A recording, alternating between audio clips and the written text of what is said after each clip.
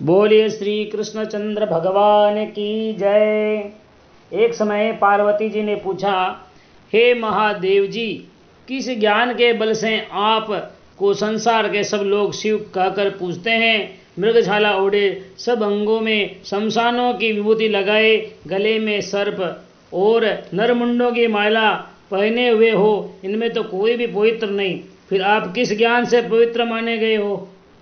हे आप कृपा कर कहिए। श्री महादेव जी बोले, हे प्रिय सुनो, गीता ज्ञान के हृदय में धारण करने से मैं पवित्र माना जाता हूँ और इस ज्ञान से मुझे बाहर के कर्म नहीं व्यापते। तब पार्वती जी ने कहा, हे भगवान, जिस गीता ज्ञान की आप ऐसी स्तुति करते हैं उसके श्रवण करने से कोई कृतार्थ भी हुआ है?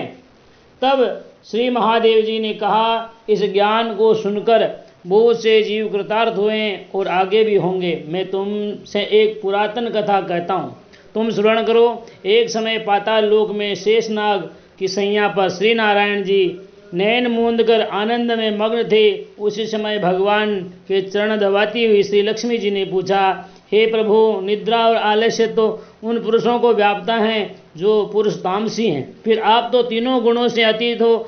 श्री नारायण प्रभु वासुदेव हो, आप जो नेत्र मूंद रहे हो, यह मुझको बड़ा आश्चर्य है। श्री नारायण जी बोले, हे लक्ष्मी, मुझको निद्रा आलस्य नहीं व्यापता। एक शब्द रूप जो भगवत गीता है उसमें जो ज्ञान है उसके आकार रूप हैं, जैसे यह गीता शब्द रूप अवतार है। इस गीता के में यह अंग है। 5 अध्याय मेरा मुख है, 5 अध्याय मेरी भुजाएं, 11वां अध्याय मेरा हृदय और मन है, 16वां अध्याय मेरा उदर है, 17वां अध्याय मेरी जंघाएं, 18वां अध्याय मेरे चरण है। गीता के सब श्लोक ही मेरी नाड़ियां हैं और जो गीता के अक्षर हैं वही मेरे रोम हैं। ऐसा मेरा शब्द रूपी जो गीता ज्ञान है उसी के अर्थ में हृदय में विचार करता हूँ और बहुत आनंद को प्राप्त होता हूँ।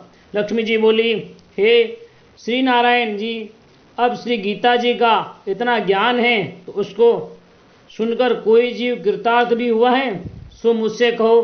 तब श्री नारायण जी ने कहा, हे लक्ष्मी, गीता ज्ञान को सुनकर बहुत से जीव कृतार्थ हुए, तो सो तू श्रवण कर। एक शूद्रवर्ण प्राणी था जो चांडालों के काम करता था और तेल लवण का व्यापार करता था। उसने एक बकरी पाली। एक दिन वह बकरी चराने को वन में गया और वृक्षों के पत्ते तोड़ने लगा। वहाँ उसे एक सर्प ने डस लिया जिससे वह तुरंत मर गया। मरकर उसने बहुत नरक भोगे। फिर बैल का जन्म हुआ। उस बैल को एक भिक्षुक ने मोल ले लिया। वह भिक्षुक उस पर चढ़कर सारे दिन भीख मांगता फिरे। जो कुछ भिक्षा मांग कर लावे अपने कुटुंब के साथ बैठकर खावे। वह बैल सारी रात द्वार पर बंधा रहे, उसके खाने पीने की भी कोई खबर न लेवे। कुछ थोड़ा सा भूसा उसने उसके आगे डाल देवे। तब दिन चढ़े, फिर बैल पर चढ़कर मांगता फिरे। कई दिन गुजरे तो वह बैल भूख का मारा गिर पड़ा, किंतु प्राण नहीं निकले। नगर के लोग देखा करें, कोई तीर्थ का फल देवे, कोई व्रत का फल दे, पर उस बैल के प्राण नहीं छूटे।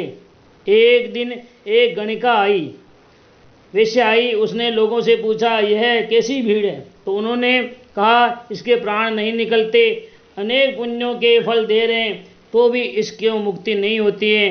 तब गणिका ने कहा, मैंने जो कर्म किया है उसका फल। वेश्या ने कहा, मैंने जो कहा है उसका फल मैंने इस बैल के निमित्त दिया। इतना कहते ही बैल की मुक्ति हो गई। तब बैल ने एक ब्राह्मण के घर में जन्म लिया। पिता ने उसका नाम सुशर्मा रखा। जब बड़ा हुआ तो पिता ने इसको विद्यार्थी किया। तब उसको पिछले जन्म की सुधि रही थी, वह अति सुंदर हुआ। इसने एक दिन मन में विचार किया, जिस गणिका ने मुझे बैल की योनि से छुड़ाया था उसका दर्शन करूं। विप्र चलते चलते गणिका के घर गया और कहा, तू मुझे पहचानती है? गणिका ने कहा, मैं नहीं पहचानती। तू कौन है? मेरी तेरी क्या पहचान है? तू विप्र और मैं वेश्या। तब विप्र ने कहा, मैं वही बैल हूँ जिसको तुमने अपना पुण्य दिया था। तब मैं बैल की योनि से छूटा था, अब मैं विप्र के घर जन्मा हूँ, तू वह अपना पुण्य बता। गणिका ने कहा, मैंने अपने मैंने अपने जाने कोई पुण्य नहीं किया, परंतु मेरे घर एक तोता है, वह सवेरे कुछ पढ़ता है, मैं उसके वाक्य सुनती हूँ। उस पुण्य का फल मैंने तेरे निमित्त दिया था। तब विप्र ने तोते से पूछा कि तू सवेरे क्या पढ़ता है? तोते ने कहा, मैं पिछले जन्म में विप्र का पुत्र था। पिता ने मुझे गीता के पहले अध्याय का पाठ सिखाया था। एक दिन मैंने कहा, मुझको गुरु ने क्या पढ़ाया? तब गुरुजी ने मुझे श्राप दिया कि तू सुआ हो जा। तब मैं सुआ हुआ। एक दिन फंदक मुझे पकड़ ले गया। एक विप्र ने मुझे मोल ले लिया। वह विप्र भी अपने पुत्र को गीता का पाठ सिखाता था। तब मैंने भी यह पाठ सीख लिया। उसी दिन विप्र के घर चोर घुस पड़े। उनको धन तो प्राप्त नहीं हुआ, किंतु वह मेरा पिंजड़ा उठा लिए गए। ये गणिका उनकी मित्र थी। वह मुझे इसके पास ले आए। सो मैं नित्य प्रातः गीता जी के पहले अध्याय का पाठ करता हूँ। यह गणिका सुनती है, पर इस गणिका की समझ में नहीं आता जो मैं पढ़ता हूँ। वही इस गणिका ने तेरे निमित्त दिया था। यह श्री गीता जी के पहले अध्याय के पाठ का फल है। तब विप्र ने कहा, हे तोते, तू भी विप्र है, मेरे आशीर्वाद से तेरा कल्याण हो। सोहे लक्ष्मी। विप्र के इतना कहते ही वह तोता भी मुक्ति को प्राप्त हो गया। तब गणिका ने